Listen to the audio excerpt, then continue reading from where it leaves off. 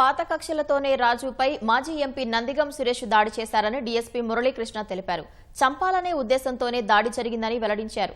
నందిగం సురేష్ పై ఇప్పటికే 12 కేసులు ఉన్నాయని, సురేష్ బెయిల్ రద్దు విషయంపై చట్ట ప్రకారం ముందుకెళ్తామన్న డీఎస్పీ మురళీకృష్ణ తెలిపారు. కొట్టి గాయాలతో కింద పడ్డ వ్యక్తిని మళ్ళా తీసుకొని బైక్ మీద మధ్యలో కూర్చోబెట్టుకొని కిడ్నాప్ చేసుకొని బలవంతంగా ఎక్స్ఎంపీ గారింటికి తీసుకెళ్ళి అక్కడ కూడా కింద పడేసి మెట్ల మీద అందరూ కర్రలతోటి, చేతులతోటి, చెప్పులతోటి.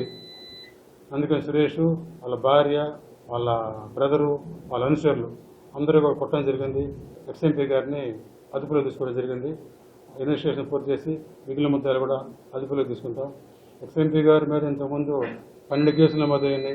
దాంట్లో హత్య కేసు ఉంది, అటెంప్ట్ మర్డర్ ఉంది.